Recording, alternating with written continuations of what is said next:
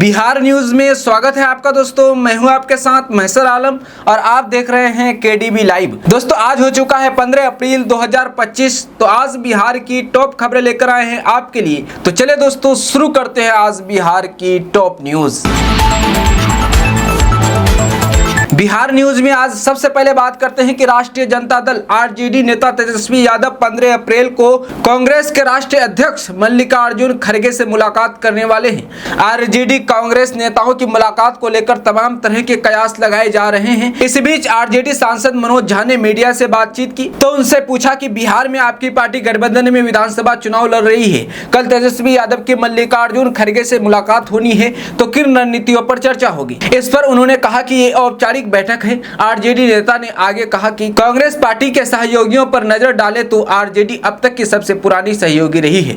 इस औपचारिक बैठक में पूरे परिदृश्य पर चर्चा होगी। यह बैठक बिहार के पूरे संदर्भ को ध्यान में रखते हुए तय की गई है और चूंकि चुनाव में अभी 6 से 8 महीने बाकी है इसलिए इस पर चर्चा होगी। माना जा रहा है कि आरजेडी और कांग्रेस के बीच गठबंधन की रणनीति पर बैठक में चर्चा हो सकती है।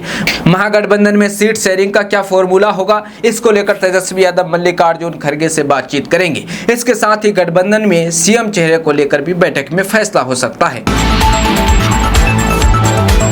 दोस्तों लोकसभा चुनाव में ही चिराग पासवान ने अपने चाचा पशुपति पारस से हिसाब बराबर कर लिया, यानी चिराग ने अपने चाचा से बदला ले लिया। लेकिन सवाल यह खड़ा हो रहा था कि अब चाचा का क्या होगा। पशुपति पारस ने जब अपने भतीजे को गच्चा देकर पार्टी पर कब्जा कर लिया था उस वक्त तो उन्हें केंद्रीय मंत्री की कुर्सी मिल गई थी। हालांकि अब बिहार में चुनाव है, ऐसे में चाचा को इस बात का पूरा अंदाजा था कि जिस तरह उन्हें लोकसभा चुनाव में भाजपा नीत एनडीए में किसी नेता ने नहीं पूछा, वही हाल इसी साल होने वाले विधानसभा चुनाव में होना है। ऐसे में अब पशुपति पारस ने अपनी राह बदलने का ऐलान कर दिया है, यानी चिराग के चाचा अब एनडीए से अलग हो रहे हैं। आरएलजेपी के राष्ट्रीय अध्यक्ष पशुपति पारस ने बड़ा ऐलान किया है। उन्होंने कहा है कि आज से उनकी पार्टी एनडीए से हम अलग हो रहे हैं, अब एनडीए से उनका कोई रिश्ता नहीं रहेगा। उन्होंने आगे कहा कि वो बिहार की सभी 243 विधानसभा सीट पर घूमेंगे, जब समय आएगा तो आगे बताया जाएगा। बिहार सरकार दलित विरोधी सरकार है। माना जा रहा है कि भाजपा के नेतृत्व वाले एनडीए से अलग होने के बाद रामविलास पासवान के भाई और चिराग पासवान के चाचा INDIA इंडिया गठबंधन में शामिल हो सकते हैं। वैसे भी बिहार में एनडीए के लिए पिछली बार जैसा समीकरण बन गया है। यदि ये कहें कि ये पिछली बार की तुलना में और भी मजबूत है तो गलत नहीं होगा।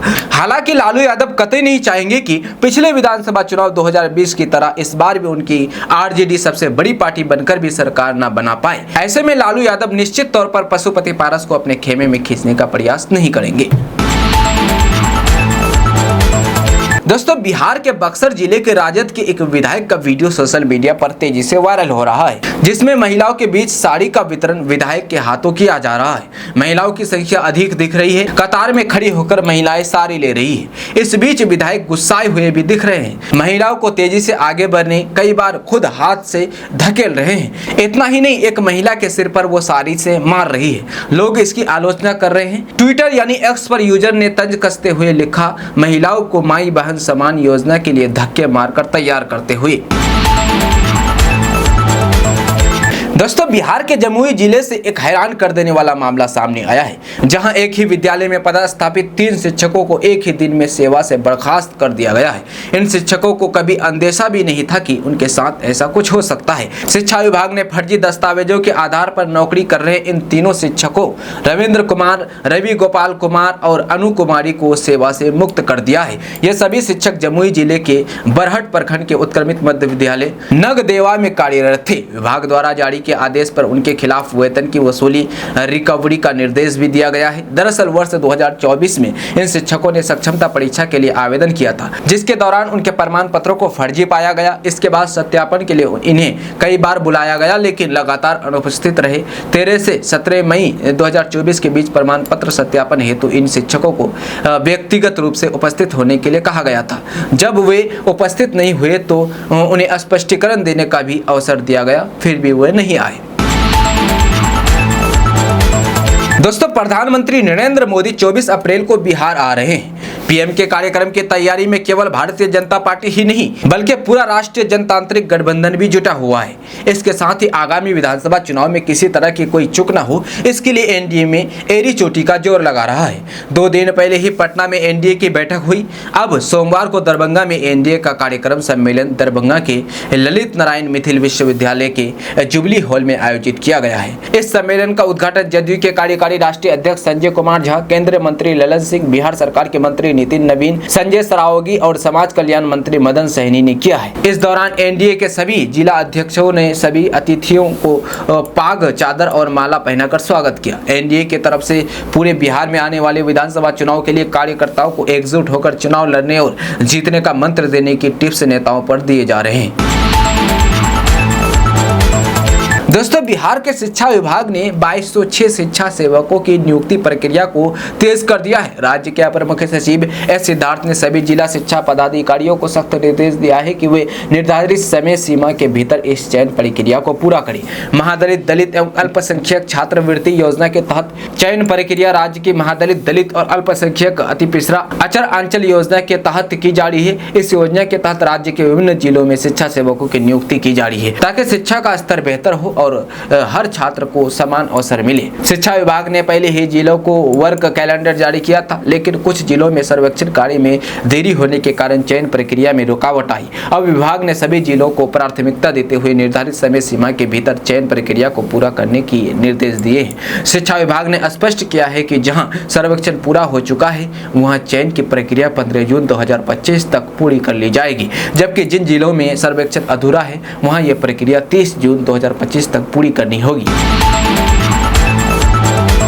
दोस्तों, बीते दिनों 14 अप्रैल से मई के अंत तक चलने वाली डॉक्टर अंबेडकर समग्र सेवा अभियान के अंतर्गत राजस्व एवं भूमि सुधार विभाग द्वारा अनुसूचित जाति व अनुसूचित जनजाति के सभी भूमिहीन परिवारों को घर की जमीन के लिए पर्चा उपलब्ध कराया जाएगा। इस संबंध में विभाग के अपर मुख्य सचिव दीपक कुमार सिंह ने सभी जिले के डीएम को पत्र भेजा है। अपर मुख्य सचिव ने पत्र में कहा है कि बिहार महादलित विकास मिशन के द्वारा विशेष विकास शिविर के आयोजन की सूचना दी गई है। इस संबंध में मुख्य सचिव के स्तर से भी निर्देश जारी किए गए हैं। इस शिविर का नाम डॉक्टर अंबेडकर समग्र सेवा अभियान दिया गया है। यह 14 अप्रैल 2025 से प्रारंभ होकर मई माह के अंत तक चलेगा। डॉक्टर अंबेडकर समग्र सेवा अभियान के दौरान राज्य के सभी अनुसूचित जाति एवं अनुसूचित जनजाति टोलों में प्रत्येक सप्ताह के 2 दिन बुधवार एवं सोमवार को रोस्टर के अनुसार शिविर का आयोजन किया जाएगा। इसका उद्देश्य उक्त टोलों में रहने वाले अनुसूचित जाति एवं अनुसूचित जनजाति के सभी परिवारों को समग्र रूप से बाच्छदित करना है। इस शिविर में राजस्व एवं भूमि सुधार विभाग से संबंधित 2 सेवाएं महत्वपूर्ण है। पहली सेवा वैसे सभी व्यक्तियों को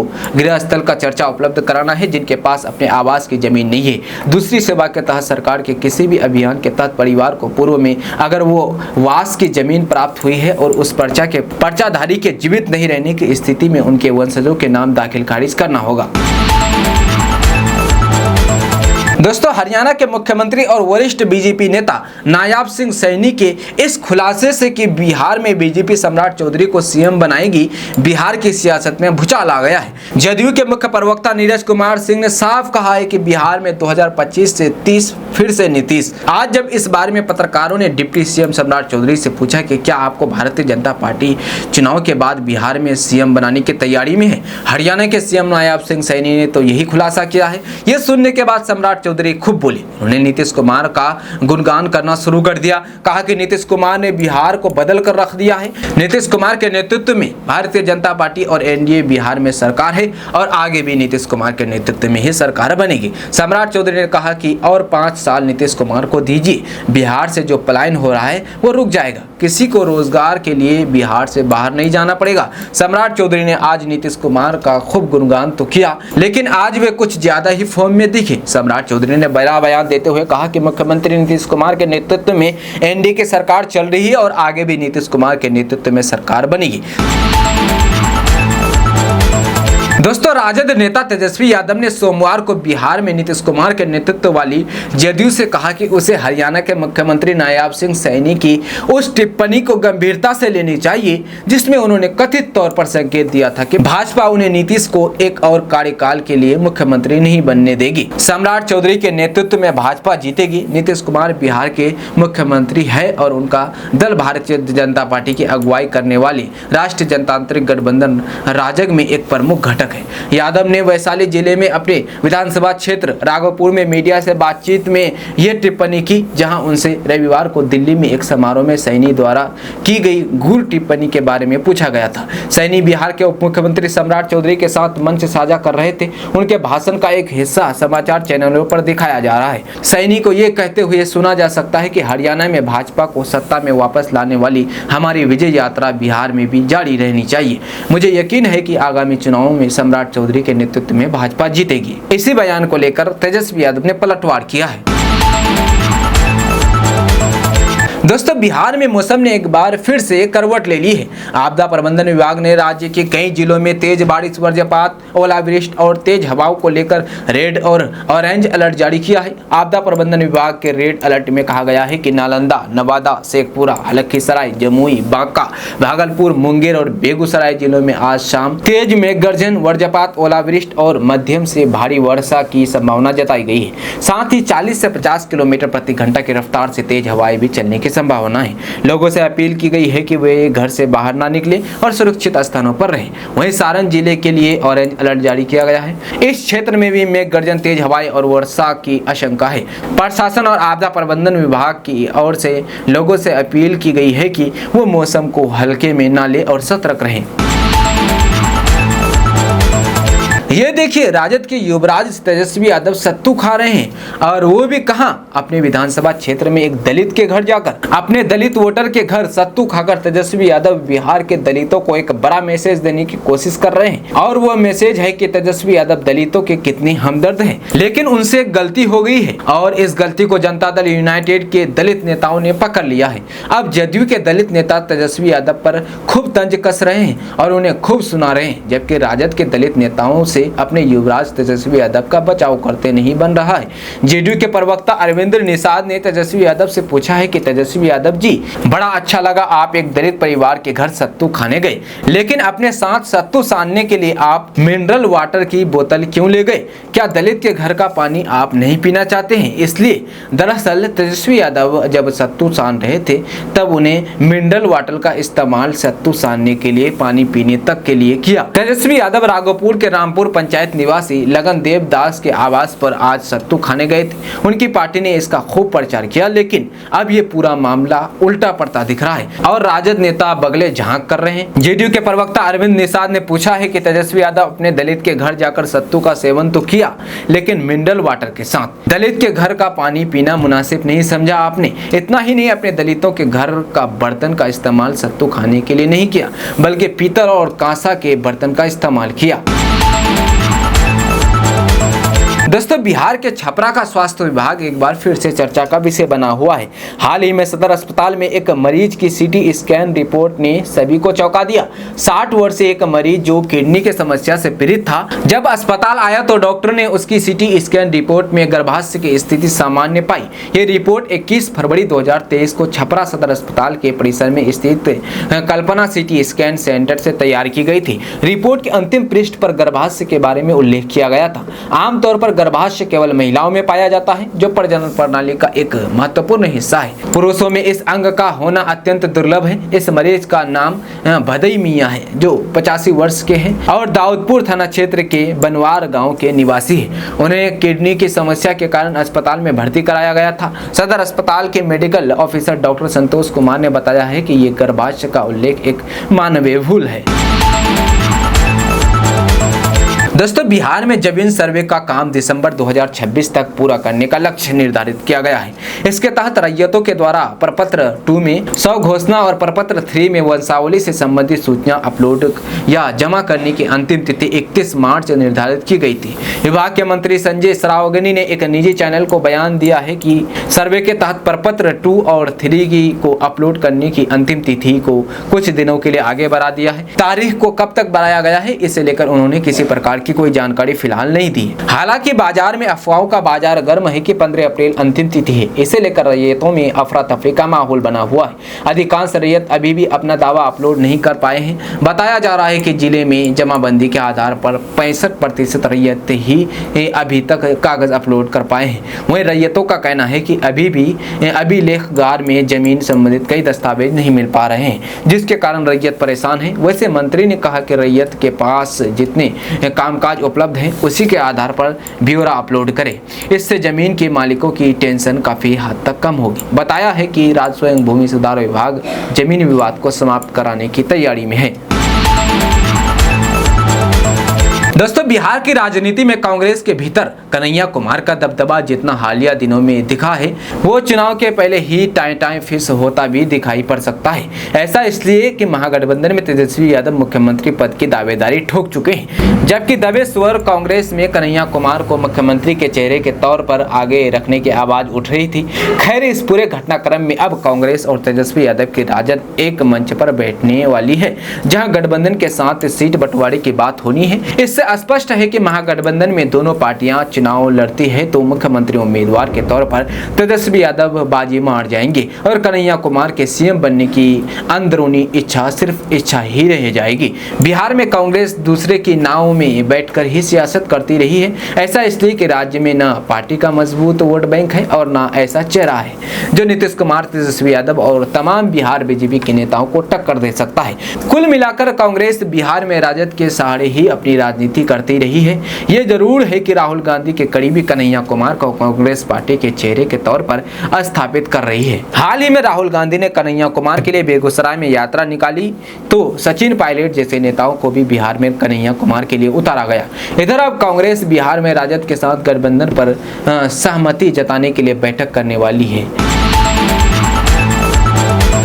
दोस्तों, अब ग्रामीण इलाकों में बदहाली की मार झेल रहे चिन्हित तालाबों को नई संजीवनी मिलने की उम्मीद बढ़ गई है। नए अभियान के तहत इस साल चिन्हित तालाबों के जीर्णोद्धार का कार्य मनरेगा के तहत किया जाएगा। इन तालाबों में साल के 12 माह तक लगातार पानी का स्तर सामान्य बनाए रखने के लिए विद्युत चलित पंप लगाए जाने की योजना है, ताकि तालाबों में कभी भी पानी की कमी जैसी समस्या पैदा नहीं हो। इस योजना पर प्रशासनिक स्तर पर कार्य प्रारंभ भी कर दिया गया है। प्रशासनिक स्तर पर प्रथम चरण में थावे के अलावा जिला मुख्यालय के समीप चिन्हित तालाबों की दशा सुधारने का निर्देश दिया गया है। जिले में प्रशासनिक स्तर पर प्रत्येक पंचायत में मनरेगा के तहत एक नए तालाब के आसपास इलाके में पार्क बनाने की योजना के बाद अब पुराने तालाबों की स्थिति में सुधार की पहल शुरू कर दी गई है। इस योजना पर प्रशासनिक स्तर पर कार्य प्रारंभ भी कर दिया गया है। प्रशासनिक स्तर पर प्रथम चरण में थावे के अलावा जिला मुख्यालय के समीप चिन्हित तालाबों की दशा सुधारने का निर्देश दिया गया है।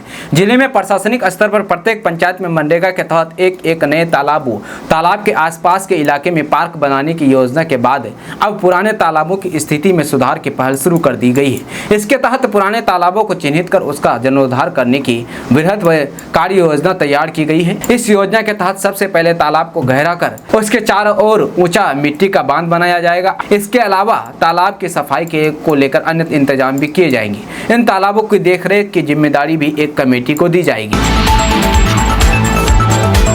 दोस्तों, मुख्यमंत्री नीतीश कुमार ने 10 अप्रैल को जेपी गंगा पथ के दीघा दीदारगंज पुल का उद्घाटन किया था। पुल के उद्घाटन के 2 दिन बाद ही उसमें दरार की खबरें सामने आई थी, जिसके बाद से पुल की गुणवत्ता पर सवाल उठ रहे हैं। दरअसल मुख्यमंत्री नीतीश कुमार के ड्रीम प्रोजेक्ट दीघा से दीदारगंज तक के लिए बने जेपी गंगा पथ पुल में दरार आ गई है। करीब 3,831 करोड़ की लागत से तैयार हुए इस पुल पर दरार आने से हड़कंप मच गया है। मुख्यमंत्री नीतीश कुमार ने बड़े ही तामझाम के साथ मंत्रिमंडल के सहयोगियों के साथ उद्घाटन कार्यक्रम में हिस्सा लिया था। उद्घाटन के मौके पर deputy CM Vijay Kumar Sinha, deputy CM सम्राट चौधरी और पथ निर्माण मंत्री नितिन नवीन सहित कई गणमान्य मौजूद थे। उद्घाटन के 2 दिन बाद पुल में दरार आने के बाद विपक्षी दल इसे मुद्दा बनाकर सरकार को घेरने की कोशिश कर रहे हैं। इसी बीच लालू प्रसाद की बेटी रोहिणी आचार्य ने नीतीश सरकार पर हमला किया है। लालू प्रसाद की बेटी रोहिणी आचार्य ने एक्स पर एक पोस्ट के जरिए नीतीश सरकार पर हमला बोला है। रोहिणी ने एक्स पोस्ट में लिखा है कि संरचनाओं में दरार है, भ्रष्टाचार की खुराक पर पल रहे चूहों की भरमार है, चूहे पालने वालों की सरकार है। नीतीश कुमार जी वो भाजपा का शासनकाल सत्ता संरक्षित बड़े बड़े चूहों के द्वारा संरचनाओं को कुतर देने, ध्वस्त कर देने, दरार पैदा करने के लिए ही जाना जाता है। ये कोई पहला वाकया नहीं है, पूर्व में दर्जनों ऐसे वाकये हो चुके हैं और भ्रष्टाचार चूहों पर कार्रवाई करने, उनको पकड़ने के बजाय नीतीश कुमार जी का ठगुआ सुशासन चूहों के भ्रष्टाचार की खुराक में और बढ़ोतरी कर चूहों की आड़ में अपना पेट भी भर लेते हैं। दोस्तों, बिहार में इसी साल विधानसभा चुनाव होने, सभी पार्टियां अपने अपने तरीके से चुनाव की तैयारी में जुट गई है। हालांकि अभी 6 महीने चुनाव की बाकी है। इस बीच सोमवार को दरभंगा में ललन सिंह बिहार में एनडीए की जीत को लेकर ओवर कॉन्फिडेंट नजर आए। उन्होंने मीडिया से बात करते हुए साफ कह दिया है कि पीएम मोदी और नीतीश ने इतना कर दिया है कि वो पर्याप्त है। उनके हिसाब से बिहार में चुनाव जीतने के लिए एनडीए को किसी तरह की तैयारी करने की जरूरत नहीं है। मीडिया से बात करते हुए अपने बयान में जेडीयू नेता और केंद्रीय मंत्री राजीव रंजन सिंह और ललन सिंह ने कहा कि अभी तक जो प्रधानमंत्री मोदी ने बिहार को दिया है वो मिथिला के लिए पर्याप्त है। बिहार में चुनाव की तैयारी करने की कोई जरूरत नहीं है। बिहार में मुख्यमंत्री नीतीश कुमार ने जो काम किया है और प्रधानमंत्री मोदी ने बिहार को जो दिया है उससे बिहार में चुनाव का माहौल तैयार हो चुका है। दोस्तों, विकासशील इंसान पार्टी के प्रमुख और बिहार के पूर्व मंत्री मुकेश सहनी ने कहा कि यह देश किसी एक जाति और किसी एक धर्म के लोगों का नहीं है। इस देश में जो रहते हैं उन सभी का ये देश है। सिवान के बोर्ड मिडिल मैदान महाराजगंज में निषाद आरक्षण संकल्प यात्रा 3.0 सरकार बनाओ अधिकार पाओ अभियान के तहत विकासशील इंसान पार्टी के कार्यकर्ताओं से संवाद कार्यक्रम में आए लोगों को संबोधित करते हुए पार्टी प्रमुख मुकेश सहनी ने कहा कि आज बिहार के युवाओं को काम के अभाव में अन्य राज्यों में जाकर काम करना पड़ता है, लेकिन इस पर कोई बात नहीं करता है। उन्होंने कहा कि हमारी विचारधारा लालू यादव की विचारधारा सामाजिक न्याय के रास्ते पर चल रही है। आज हम संघर्ष के रास्ते पर चलकर आगे बढ़ रहे हैं। हमारी पार्टी की सोच है कि सभी वर्गों को सम्मान मिले। सन ऑफ मल्ला मुकेश सहनी ने कहा कि हम लोग कुर्सी के पीछे भागने वाले नहीं हैं, हमारा मकसद बिहार का विकास है। उन्होंने कहा कि महागठबंधन की सरकार बनने के बाद हम विकास के लिए काम करेंगे। मुकेश सहनी ने मुख्यमंत्री नीतीश कुमार पर निशाना साधते हुए कहा कि इसमें कोई शक नहीं है कि पहले दूसरे कार्यकाल में काफी काम किया है, लेकिन उसके बाद वे अपनी कुर्सी बचाने में लगे रहे। दोस्तों, बिहार विधानसभा चुनाव से पहले नीतीश सरकार युवाओं के लिए रोजगार के कई अवसर प्रदान कर रही है। बेरोजगार युवाओं के लिए अलग अलग क्षेत्र में रोजगार तो दिया जा रहा है, साथ ही युवाओं के लिए स्वरोजगार के अवसर भी दिए जा रहे हैं। मुख्यमंत्री लघु उद्यमी योजना के तहत बेरोजगारों को स्वरोजगार के लिए सहायता राशि दी जा रही है। इसके जरिए युवाओं को न सिर्फ आत्मनिर्भर बनाया जा रहा है बल्कि उनके पलायन पर भी रोक लगाया जा रहा है।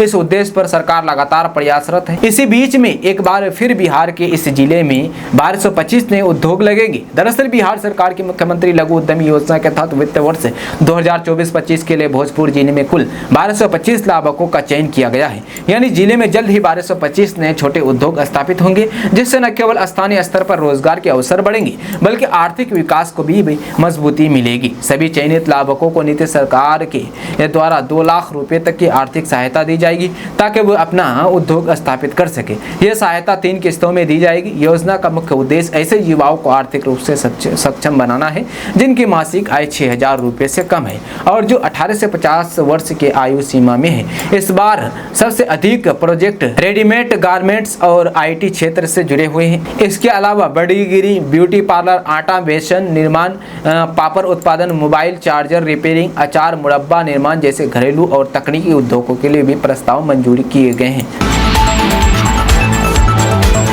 दोस्तों, बिहार के नेता प्रतिपक्ष तेजस्वी यादव ने सोमवार को पार्टी कार्यालय में डॉक्टर भीमराव अंबेडकर की 134वीं जयंती के मौके पर उन्हें पुष्पांजलि अर्पित की। इस अवसर पर उन्होंने भारतीय जनता पार्टी, भाजपा और केंद्रीय गृह मंत्री अमित शाह पर तीखा हमला बोला।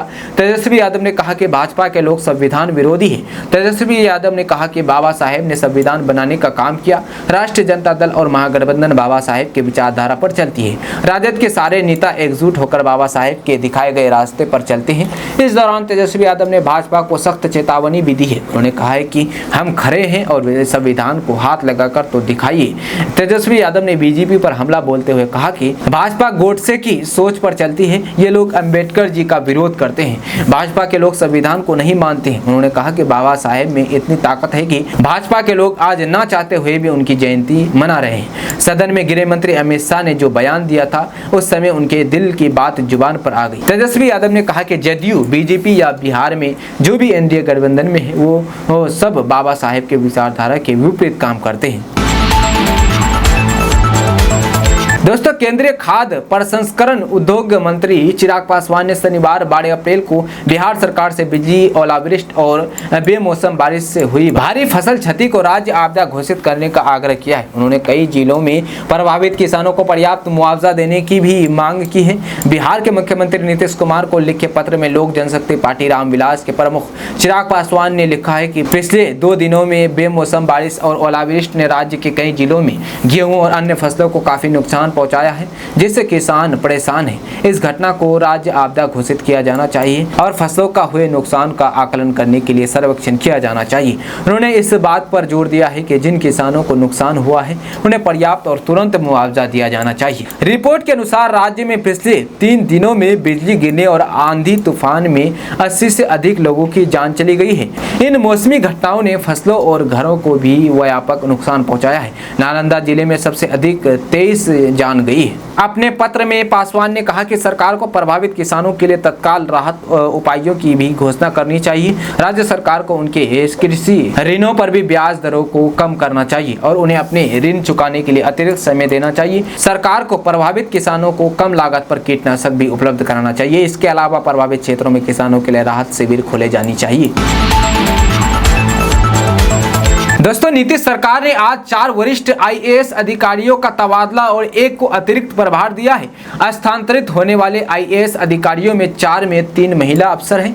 ट्रांसफर लिस्ट में 4 में 3 महिला अधिकारी हरजोत कौर बमहरा, डॉक्टर सफीना और वंदना प्रेयसी शामिल हैं। आज रविवार के दिन सामान्य प्रशासन विभाग की तरफ से आधिकारिक सूचना जारी कर दी गई है। हरजोत कौर बमहारो समाज कल्याण विभाग के अपर मुख्य सचिव से स्थानांतरित किया गया है। इन्हें पर्यावरण, वन एवं जलवायु परिवर्तन विभाग का अपर मुख्य सचिव बनाया गया है। राज्यसभा पार्षद में अपर सदस्य डॉक्टर सफीना एएन को स्थानांतरित कर मगध प्रमंडल का कमिश्नर बनाया गया है। यह बीपाड गया के अपर महानिदेशक के अतिरिक्त प्रभार में रहेंगी। पर्यावरण, वन एवं जलवायु परिवर्तन विभाग के सचिव वंदना प्रेयसी जो उद्योग विभाग के अतिरिक्त प्रभार में थी, इन्हें स्थानांतरित कर समाज कल्याण विभाग का सचिव बनाया गया है। ये अगले आदेश तक बिहार राज्य के महिला एवं बाल विकास निगम के प्रबंध निदेशक के प्रभार में रहेंगी। वंदना प्रेयसी के उद्योग विभाग का अतिरिक्त भार लिए जाने के बाद राज्य सरकार ने पथ निर्माण विभाग के अपर मुख्य सचिव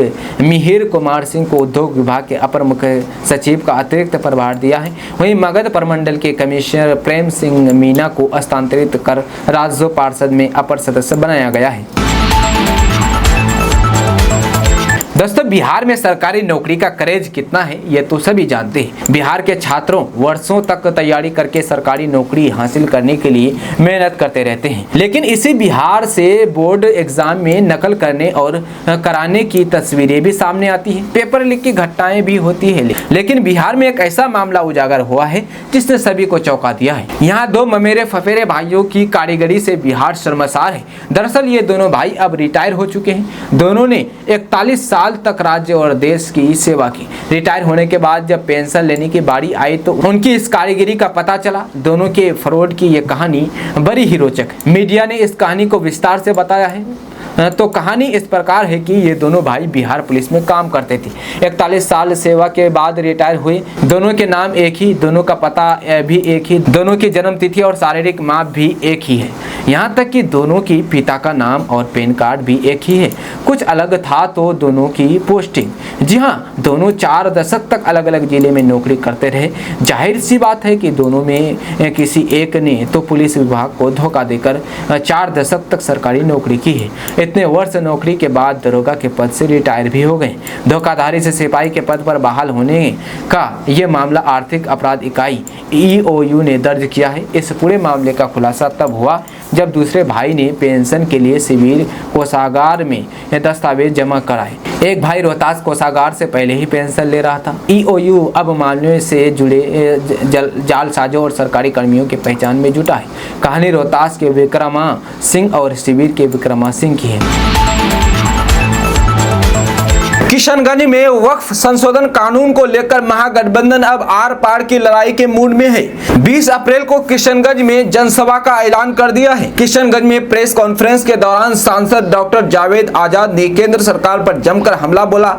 उनका कहना है कि ये वक्फ कानून नहीं, एक काला कानून है जो अल्पसंख्यकों की संपत्तियों को हड़पने की साजिश है। ये कानून संविधान के खिलाफ है, समाज को बांटने वाला है और अगर जरूरत पड़ी तो हम इसके खिलाफ जान तक देने को तैयार हैं। वहीं किशनगंज विधायक इजहारुल हुसैन ने कहा कि यह कानून अल्पसंख्यक समुदाय के अधिकारों पर सीधा हमला है। वहीं प्रेस कॉन्फ्रेंस में मौजूद राजद विधायक इजहार अस्फी ने आरोप लगाया है कि वक्फ संपत्ति को छीनने की तैयारी पहले से चल रही थी और अब उसे कानून का नाम देकर मुसलमानों के हक को छीनने की कोशिश हो रही है। 20 अप्रैल को किशनगंज की धरती पर उठेगी एक ऐसी आवाज जो सिर्फ बिहार ही नहीं पूरे देश को झकझोर देगी। क्या आप इस आवाज का हिस्सा बनेंगे? क्या आप भी इस काले कानून के खिलाफ खड़े होंगे? अगर खड़े होंगे तो वीडियो को लाइक करें और कमेंट में अपना राय जरूर दें और शेयर करें ताकि ये खबर हर गली हर घर तक पहुंचे। जी हां, वक्फ संशोधन कानून के विरोध में महागठबंधन की ओर से 20 अप्रैल को किशनगंज में बड़ी जनसभा आयोजित की जाएगी। रविवार को स्थानीय सर्किट हाउस में आयोजित प्रेस वार्ता में महागठबंधन के प्रमुख नेताओं ने इसका ऐलान किया है। इस मौके पर नेताओं ने केंद्र सरकार पर जमकर निशाना साधा है। किशनगंज से सांसद डॉक्टर जावेद आजाद ने प्रेस से बात करते हुए कहा कि वक्फ संशोधन कानून समाज को बांटने वाला है और असंवैधानिक है। उन्होंने केंद्र की मोदी सरकार पर बहुमत का दुरुपयोग करने का आरोप लगाया है। उन्होंने कहा है कि यह कानून अल्पसंख्यकों की संपत्ति को हथियाने की साजिश है। वहीं किशनगंज से सदर विधायक इजहारुल हुसैन ने कहा कि यह कानून अल्पसंख्यक समुदाय के अधिकारों पर सीधा हमला है। हम इस काले कानून को वापस कराने के लिए जान भी देने को तैयार है। राजद विधायक इजहार अस्फी ने कहा कि सरकार योजनाबद्ध तरीके से वक्फ संपत्तियों पर कब्जा करना चाहती है। उन्होंने कहा है कि 20 अप्रैल की सभा इस तानाशाही के खिलाफ जन आंदोलन की शुरुआत होगी। किशनगंज के कोचाधामन प्रखंड एक शांत इलाका है, लेकिन रविवार की सुबह यहां से एक बड़ा शराब तस्करी रैकेट बेनकाब हो गया है। गुप्त सूचना पर पुलिस ने नकाबबंदी किया और फिर जो हुआ उसने सबको चौंका दिया। एक मारुति कार गाड़ी नंबर BR09J7611 तेज रफ्तार में बहादुरगंज से आती दिखी। पुलिस ने रोका लेकिन तस्करों ने भागने की कोशिश की। थोड़ी दूरी पर पुलिस ने उन्हें दबोच लिया, लेकिन असली चौंका देने वाली बात तो अभी बाकी थी। कार की तलाशी में तहखाना मिला और उसके अंदर रखी थी विदेशी शराब की खेप पूरे 248 लीटर। क्या बिहार में शराबबंदी कानून सिर्फ कागजों तक है? क्या यह तस्कर किसी बड़े नेटवर्क का हिस्सा है? कोचाधामन पुलिस की सतर्कता से एक बड़ा अपराध रोका गया है, लेकिन सवाल ये उठता है कि अगला टारगेट कौन सा शहर होगा। जी हाँ, आपको बताएंगे विस्तार से, पूरी खबर आप अंत तक बने रहें। हाँ, किशनगंज की कोचाधामन पुलिस ने रविवार को कार्रवाई करते हुए असम से बिहार लाई जा रही विदेशी शराब को जब्त किया है। पुलिस ने इस मामले में वैशाली के 2 शराब तस्करों को गिरफ्तार किया है। कोचाधामन थाना क्षेत्र की पुलिस को गुप्त सूचना मिली कि शराब की तस्करी होने वाली है, जिसके बाद चरघड़िया चेक पोस्ट पर पुलिस ने नकाबबंदी कर जांच तेज कर दी। इस दौरान बहादुरगंज की ओर से आ रही एक संदिग्ध मारुति सुजुकी कार गाड़ी संख्या BR09J7611 को रोकने के लिए बोला गया। पुलिस को देख वाहन ने गति को तेज कर तस्करों ने भागने का प्रयास किया, मगर थोड़ी दूरी पर पुलिस ने वाहन को पकड़ लिया। कार की तलाशी ली गई। तलाशी के क्रम में कार में तहखाने बनाकर रखे गए कार्टून को पाया गया, जिसमें विदेशी शराब रखी हुई थी। शराब को जब्त कर उसकी मापी की गई। शराब की मात्रा 248 लीटर मापी गई है। इस मामले पर थाना अध्यक्ष रंजय कुमार सिंह ने बताया है कि कार और शराब को जब्त करने के साथ साथ 2 तस्करों को गिरफ्तार किया गया है। तस्करों की पहचान 30 वर्षीय मनीष कुमार, 30 वर्षीय अनिल यादव के रूप में हुई है। दोनों ही वैशाली का रहने वाला है। थाना अध्यक्ष ने आगे बताया है कि बिहार मद्य निषेध और उत्पाद अधिनियम के तहत मामला दर्ज कर लिया गया है।